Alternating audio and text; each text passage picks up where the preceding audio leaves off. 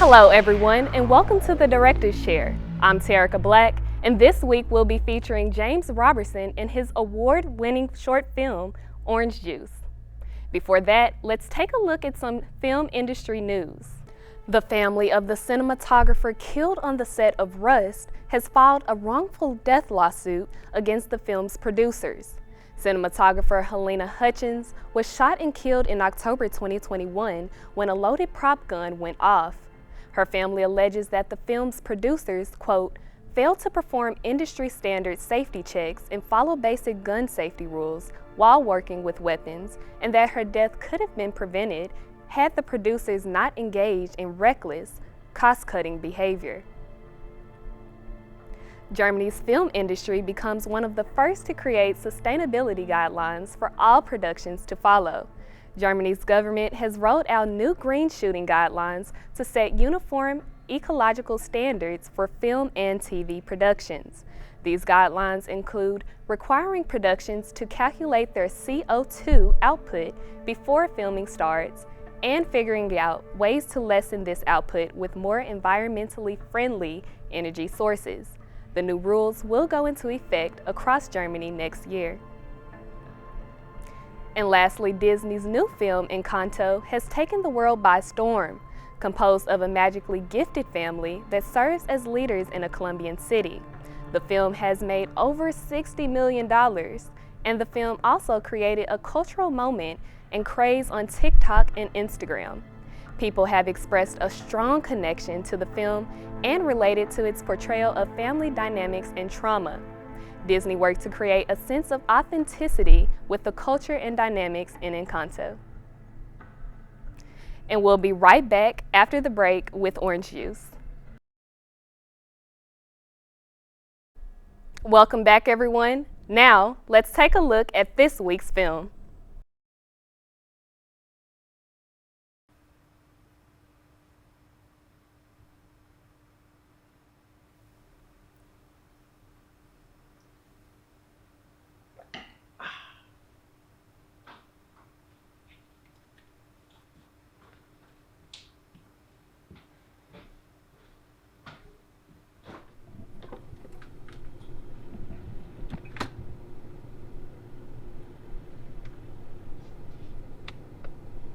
Hey, Oh, hey man. did you drink my orange juice? Huh? Did you drink my orange juice? Yeah? I mean, I drank whatever was in there. Why? Why, what? Why did you drink my orange juice? I was thirsty and I saw in there. It's not a big deal. Not a big deal. You drank my orange juice. I can buy more whenever I go to the store, okay? Why are you getting so mad about this? I'm mad because you drank my f***ing orange juice. Jesus, man. I'm sorry that I drank your orange juice. You're sorry, huh? That's it. What? Hey! What the hell is your problem? I've had it with you. I'm tired of you thinking everything in this house is up for grabs. You drink my orange juice, you eat my mini muffins, you dry your balls with my towel, and you brush your teeth with my f***ing toothbrush. I used your toothbrush one time. One time! It looks just like mine. Enough! We meet in the field at noon. The field. Come on, man. That's not really necessary. Silence! Prepare yourself, for I will not be as merciful out there as I am in here.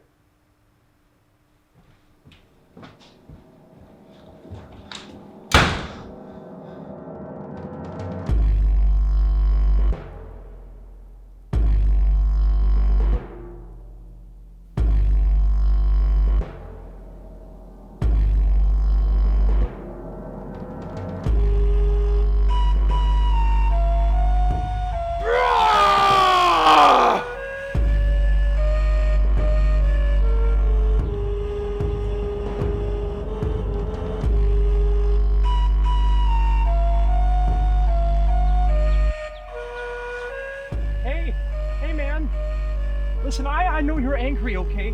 But there's a lot better ways we can handle this, right? I mean, let's just sit down and talk through our problems like adults.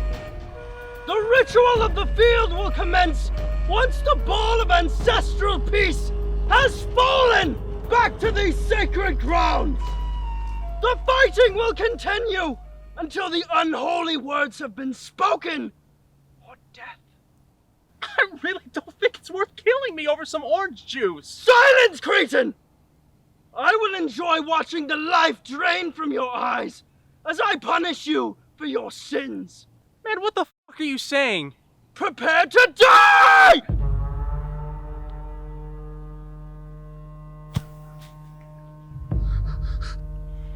Ah!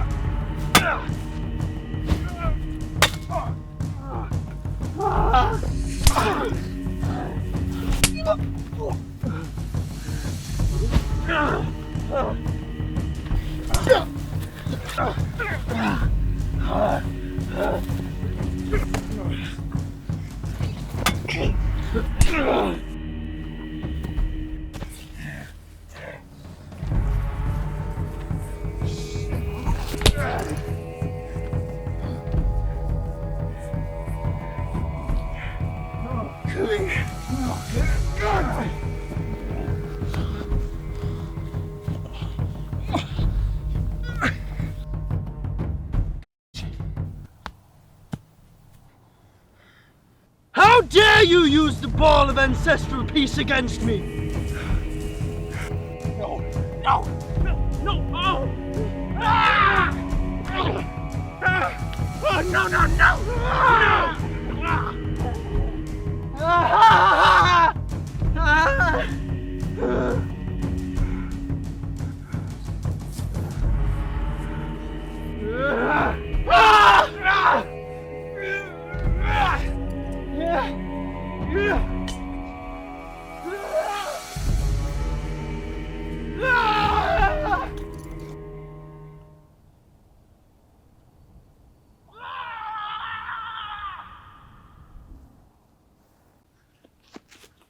All right! Stop! Fun and games are over. We can just stop and talk about this. Coward! If you do not wish to die, speak the unholy words. No! That's not really necessary, is it? I mean, come on! You kicked my ass! We're done! We can be done! This isn't over until I see blood!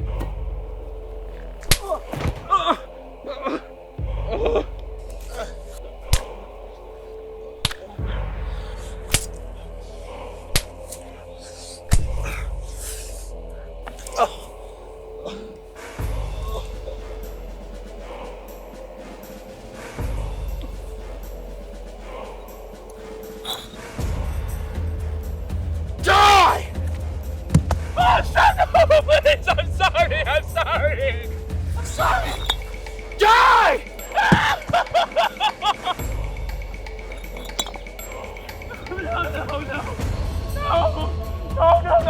No!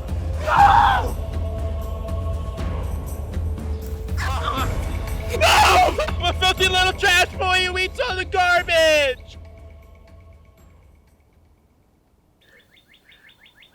What did you say? I'm a filthy little trash boy who eats all the garbage! I'm a filthy little trash boy. It is done.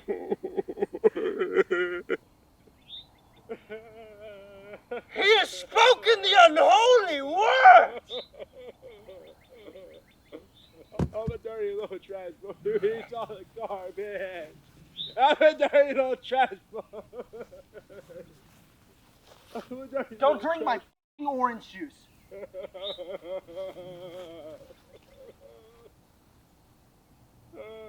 a dirty little trash boy.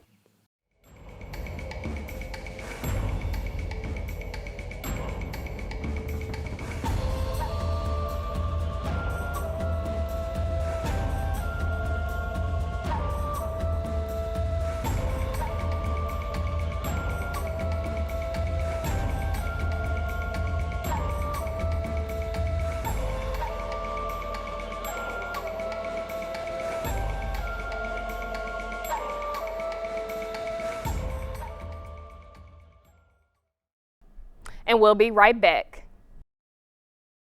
Hello everyone and welcome back. I'm here with James Roberson, the director of Orange Juice, to talk about the film. Welcome to the show, James. Hey, thanks for having me. How are you doing tonight? I'm well, how are you? I'm well, minus the rain. Yeah. So we're gonna hop right into it. The first question I'll ask you is, what inspired you to create this film, Orange Juice? So, I made this film in the spring of 2020, which is like right when COVID hit. It was a single cam one project and everything kind of just went out the window for the rest of the semester. So I wasn't really too worried about this project, but I just had some stupid idea in my head that I just wanted like a skit with two people arguing about orange juice. I don't know how I came up with it. And I tried to write something. I got about 2 to 3 pages in, but nothing was really happening. Nothing was really clicking. It was kind of boring. So I just set it off to the side for a bit. But then about early April rolled around, and I'm a wrestling fan, and for me that's WrestleMania season. So I got together with a couple people I knew, and we watched WrestleMania.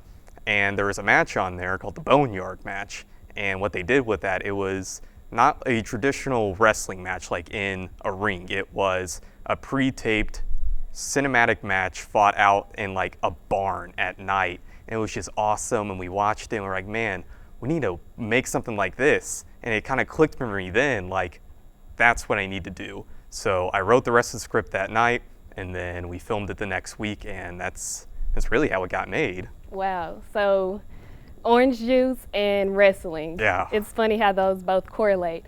So I know I'm wondering, everyone is wondering about this fight scene. Tell me about the process in making it, because it's basically a very pivotal part of your film. So prior to filming that fight scene, like earlier in high school, me and Brett and Isaac, the two actors in the film, we had made like a superhero mini-series at our high school. So we had like a fight scene or two in every episode. So we already had some experience choreographing and filming fight scenes. And that semester, Brett, he was learning fight choreography at the University of Memphis. And so that first fight where they're out like in the field by the trees, I didn't really have much input in that. I just went and got the equipment ready and I said, Brett, Isaac, you got 30 minutes, here's your space, figure out what to do. And I came back and they basically had it all laid out. I made a couple tweaks and that's how that happened. And then the second part of the fight at the end, that was just essentially how I wrote it, because I kind of realized the first one was a little goofy. And I'm like, okay, so right here at the end, it needs to be more intense. Stakes need to be raised. It needs to get to where it's like, oh my God, something might actually happen here. Yeah. So the intensity just kept increasing from the moment he drank the orange juice to the moment you all started the fight scene. I want to stick on some key phrases you use in this fight scene. I'm a stinky little trash boy. I'm a dirty little trash boy who eats all the garbage. Who eats all the garbage. Yes. So tell me about that phrase and how you all came up with that. I was writing. It was maybe 2 or 3 in the morning. And I was getting tired. I'm like, okay, let me just finish the script and I'll go to bed. And so that was like the last bit that I had to come up with. Is like, I already wrote in that there's these unholy words that they have, and I didn't know what they were. So I just wrote, I'm a dirty little trash boy who eats all the garbage. And I'm like, I'll fix it later, whatever. Day of the shoot comes and we're about to do that scene. I'm like, if you guys have any better ideas, then go for it. And no one spoke up, so we just filmed it. And I was a little uncertain about it, but then once the actual film came together, somehow it worked just perfectly. So it was really just kind of dumb luck coming up with those words. So for everyone who doesn't know, I'm a dirty little trash boy who eats out of the garbage is kind of like the truth you all say to end the fight. Is that correct? Yes. Okay, so that was just, I needed to write something down. I'm like, I will fix it later, and then I did not fix it later, and it was perfect. well, it worked out. Yeah. So you won the Best Director Award at the 2020 MTSU Spare Film Festival. With this film, tell me a little bit more about what this award means to you and actually what this award is. So the award, it was the 20th annual MTSU Student Film Festival, and I just submitted the film because, I thought it's good enough. So why not? Doesn't cost me anything.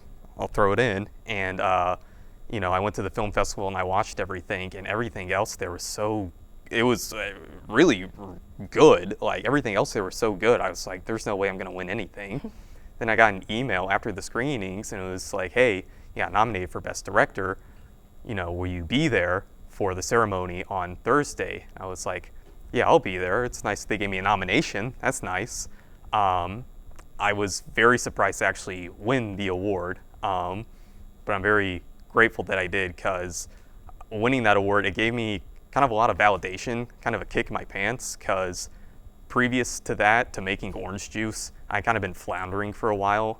Out of high school, I had tried to do 2 other projects that kind of fell flat, and I was kind of lost on what I was doing. And so I was questioning, whether film is what I want to do. Am I good at this? Do I need the people that I had in high school to succeed now?